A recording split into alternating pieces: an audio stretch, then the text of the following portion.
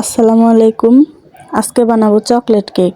কেকটা একটু বড় করে বানাবো, সেই জন্য আমি 2 কাপ আটা দিয়েছি।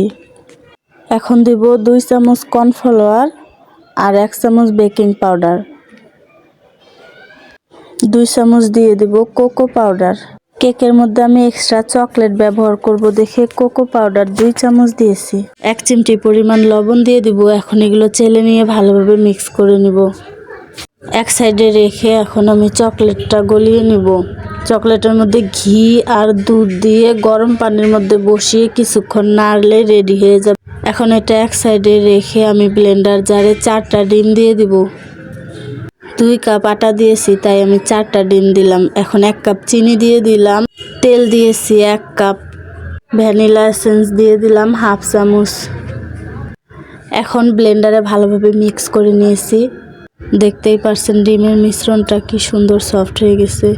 এখন একটা বাটিতে ঢেলে নিচ্ছি। এখন আমি আটাগুলো আগে থেকে চেলে রেখেছিলাম, আবার চেলে ব্যবহার করব যাতে কেকটা সফট হয়। এখন হালকা করে ভালোভাবে মিক্স করে নিতে হবে।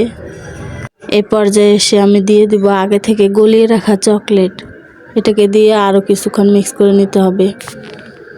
আমার রেসিপিটা ফলো করে বাসায় চকলেট কেক বানিয়ে দেখবেন। আশা করছি নিরাশ হবেন না, খুব ভালো একটি ফলাফল পাবেন। আমিও আগে কেক বানাতে গিয়ে অনেক ডিম, চিনি, আটা নষ্ট করেছি, কিন্তু এখন মোটামুটি ভালোই বানাতে পারি। আমি তো আর প্রফেশনাল কেক বেক করি না, তবে যেটুকু পারি আলহামদুলিল্লাহ ভালোই হয়। দেখতেই পারছেন একটি কেক মোল্ডে ঢেলে নিয়েছি ব্যাটারটা। এখন এটা সিলভারের হাঁড়িতে বসিয়ে দিব।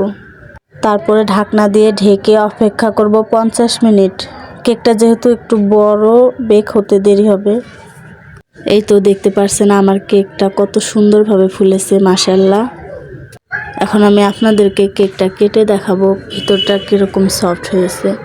বাসায়ও যে এরকম কেক বানানো যায়, না বানালে বিশ্বাস করবেন না। আমার এই রেসিপিটা ফলো করে বাসায় বানিয়ে খেয়ে দেখবেন।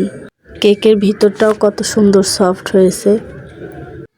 বাড়িতে যদি এত সুন্দর সফট কেক বানিয়ে খাওয়া যায়, তাহলে তো বাইরের কেকের স্বাদ ভুলে যাবেন।